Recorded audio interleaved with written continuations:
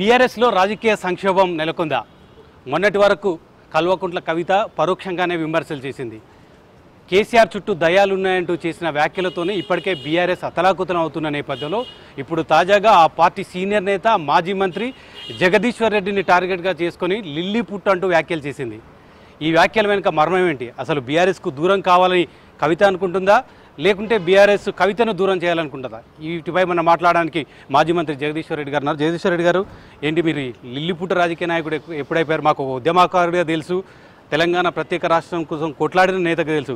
లిల్లీపుట్ట ఎట్లా అయిపోయారు?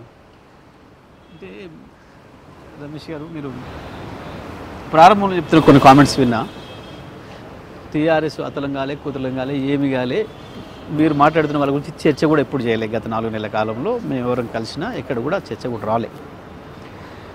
సరే, ఈ విషయాన్నే నన్ను కొంతమంది రాజకీయ నాయకులు, మన రిపోర్టర్ మిత్రులు, పత్రికా విలేకరుల సమావేశాలు కావచ్చు, లేదా వివిధ ఇంటర్వ్యూలు అడిగినప్పుడు నేను ఆ విషయం చెప్పిన.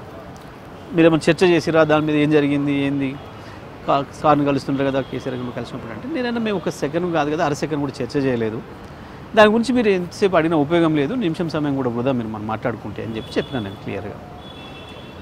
సో సరే, ఇవ్వాలి మాట్లాడిన విషయం లిల్లీపుట్ట అనే విషయం.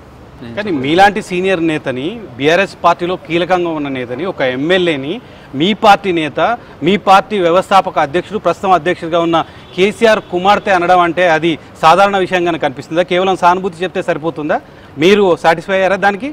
నేను నా వంతుగా నాకున్న సంస్కారం మేరకు నేను గది మాత్రమే చేస్తా అని చెప్పాను. కానీ మీరు చెప్తున్నారు అసలు ఇప్పుడు ఇదే మాట. ఎస్, ముఖ్యమంత్రి మాట్లాడినప్పుడు కానీ, ఇంకోరు మాట్లాడినప్పుడు కానీ నేను ఇదే సంస్కారంతో సమాధానం ఇచ్చిన. నేను అంతకు మించి నేనేదో టెంప్ట్ కావాల్సిన అవసరం కానీ ఇంకోటి కానీ లేదు.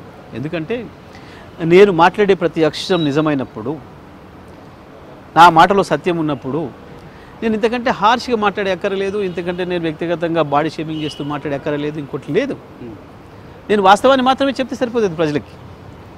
వాస్తవాలు లేని వాళ్ళు, అబద్ధాలు చెప్పదలుచుకున్న వాళ్ళకి కావాలి బాడీ షేమింగ్లు కానీ ఇంకోటి కానీ.